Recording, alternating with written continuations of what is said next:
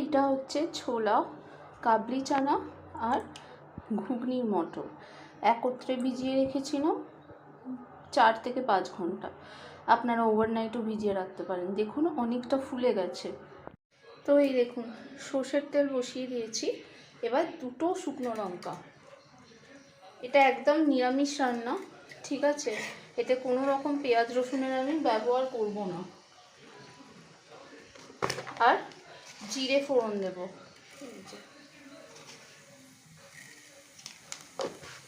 এটা একটু ভাজা ভাজা হবে। এবার এতে 1 চামচ ভরে আদা বাটা দেব, এটা মাছ।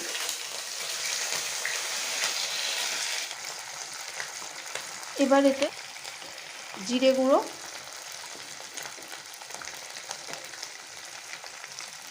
ধনে গুঁড়ো, এবার একটু মশলাটা কষাবো। লঙ্কার গুঁড়ো।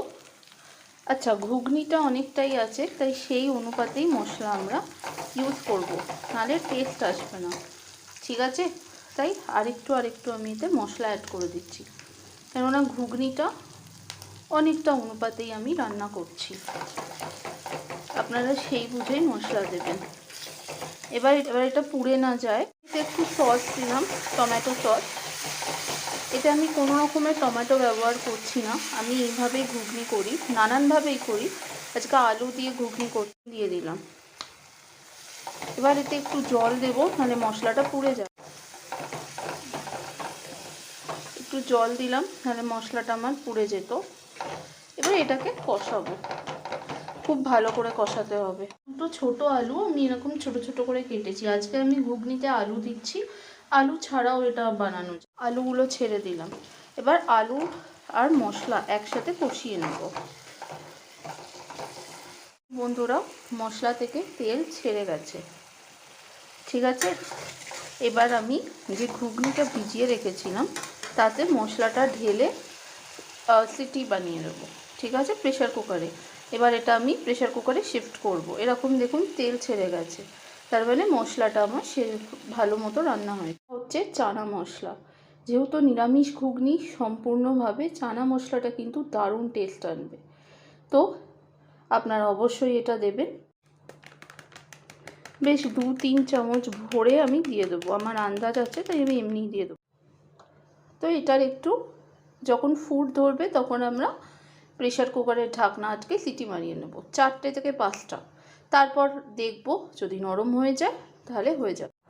তো দেখুন বন্ধুরা, ঘুগনিটা আমার এইরকম হয়েছে। এবার জলটাকে না মারাতে হবে, অনেকটা জল আছে এতে, তো আমরা মারিয়ে নেব। সুন্দর সেদ্ধ হয়ে গেছে। এবার আমি দেখুন বন্ধুরা, ঘুগনি আমার রান্না হয়ে গেছে।